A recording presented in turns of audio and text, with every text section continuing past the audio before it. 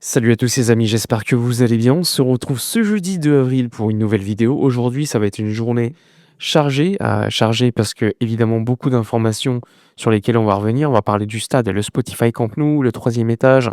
Quand sera-t-il terminé? Parce qu'il y a beaucoup de questions par rapport à cela. On a beaucoup de réponses à donner. Il y a aussi eu hier une interview donnée par Joan Laporta, le président, à des médias catalans, où il répond sur pas mal de sujets. C'est plutôt intéressant, on va en parler. Donc n'hésitez pas à mettre un petit like, à booster la vidéo, comme d'habitude à soutenir le travail. Et je le rappelle, ce soir, soyez à 20h30 sur Twitch et YouTube. On va faire une tier list sur les matchs historiques du Barça, côté positif et négatif, avec des anecdotes, un petit peu de vie, où on était, qu'est-ce qu'on faisait, notre réaction. Bref, soyez là, on sera en live avec des invités. Donc soyez ce soir, comme d'habitude, sur Twitch et YouTube. En attendant, on va se concentrer sur l'actualité du FC Barcelone. Je vous l'ai dit, le stade. Le stade, on en est où? On m'a beaucoup posé des questions. Mundo Deportivo et Sport, hier, ont sorti des papiers par rapport à cela.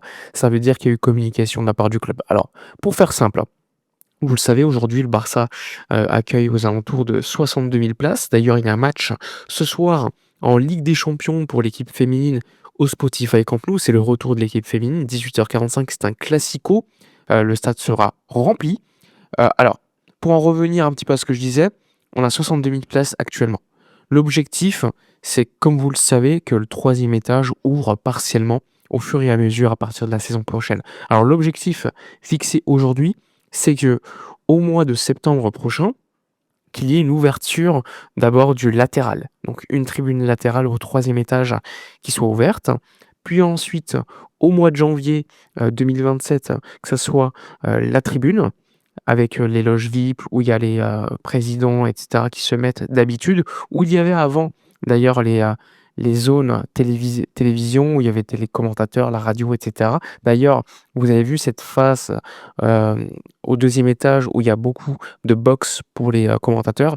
Bah, celle-ci va disparaître à la fin des travaux et ce sera une installation au troisième étage pour eux.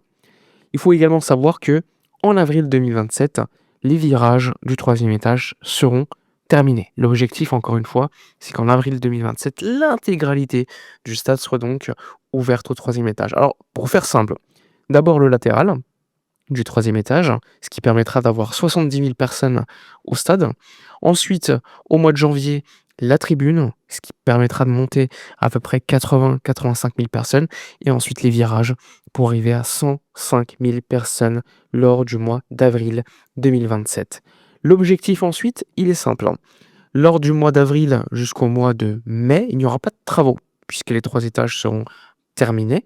L'objectif, c'est de profiter de la fin de saison de la Liga avec un dernier match forcément à l'extérieur. Le Barça va demander à la Liga de terminer la saison à l'extérieur afin de pouvoir commencer rapidement au mois de mai les travaux du toit. Alors normalement, ça devrait se dérouler sur une période de 4 à 5 mois, donc du mois de mai jusqu'au mois peut-être août, septembre, octobre, aucune idée. Mais en tout cas, le Barça va demander de pouvoir commencer la Liga 2027-2028 à l'extérieur, comme on l'avait fait lors de ce début de saison, afin de pouvoir perdre le moins possible de matchs au Spotify Camp Nou. Alors il y a un doute aujourd'hui, d'ailleurs Laporta en a parlé en interview. Si le Barça, par exemple, au mois de septembre, a des matchs à l'extérieur, à domicile, et n'a pas encore le Spotify Camp Nou avec le toit terminé, où va jouer le Barça? Alors, soit ça sera au stade de Montjuïc, soit ça sera au Johan Cruyff Stadium. Pour l'instant, la décision n'a pas été prise. Tout dépend en fait du temps d'attente. Laporta, il a expliqué, si c'est pour 2-3 matchs, on restera au Johan Cruyff Stadium. Mais par contre, si c'est sur une durée plus longue, on devra retourner à Montjuïc. Donc, véritable inconnu par rapport à cela. En tout cas, les travaux avancent plutôt bien, c'est quand même positif. On va avoir un nouveau stade flambant neuf. Je pense que les gens ne se rendent pas compte de l'importance de ce projet au niveau économique pour le Barça. Ça va permettre à Barcelone de gagner quasiment 3 fois plus qu'avant. Et je ne sais pas si vous vous rendez compte, avec évidemment des loges VIP beaucoup plus élevées, beaucoup plus de places VIP. On va passer à 9 600 places VIP, vous imaginez, maximum pour des matchs, alors qu'avant, il y en avait beaucoup, beaucoup moins, donc des revenus supplémentaires. Surtout qu'il y aura aussi des zones un peu plus commercial autour du stade, des hôtels, des bureaux. Bref, un stade complètement reconstruit avec des places de parking beaucoup plus nombreuses.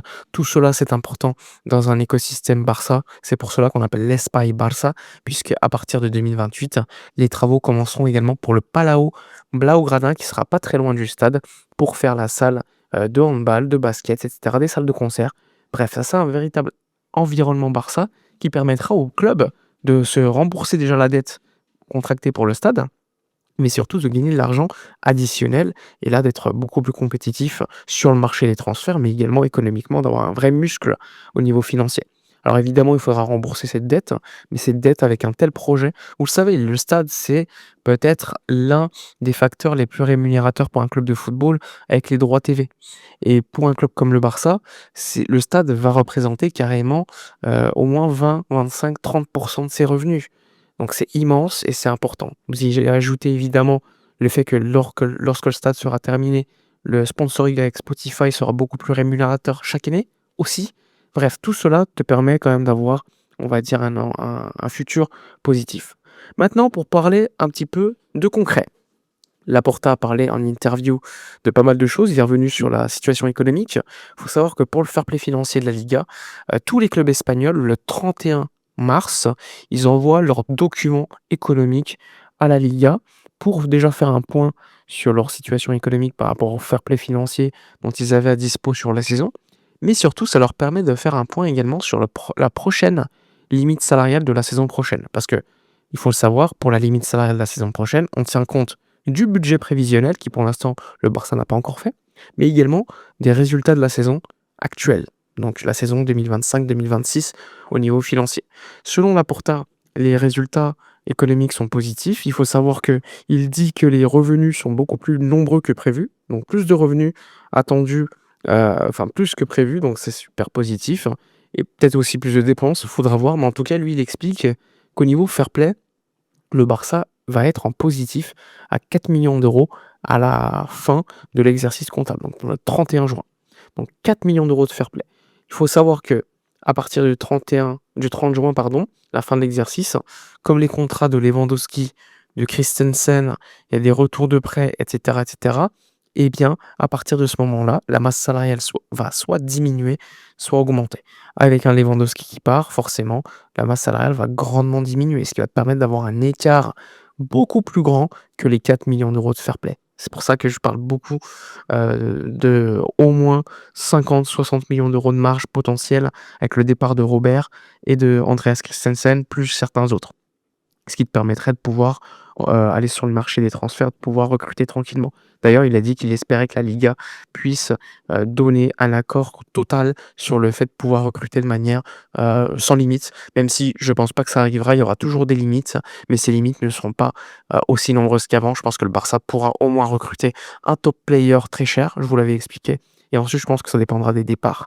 C'est pour ça que je pense que le Bastoni est un deal qui est largement réaliste et qu'ensuite, pour le poste de numéro 9, tout dépendra de s'il y a des départs, si par exemple Lewandowski part totalement, ou s'il prolonge avec un bas salaire, quid de Ferran, bref, tout dépendra de certains départs au niveau du top numéro 9, parce que par exemple pour le latéral ou encore pour l'ailier gauche, s'il y a top 9 ou un top DC, forcément, il y aura moins de dépenses à ces postes-là.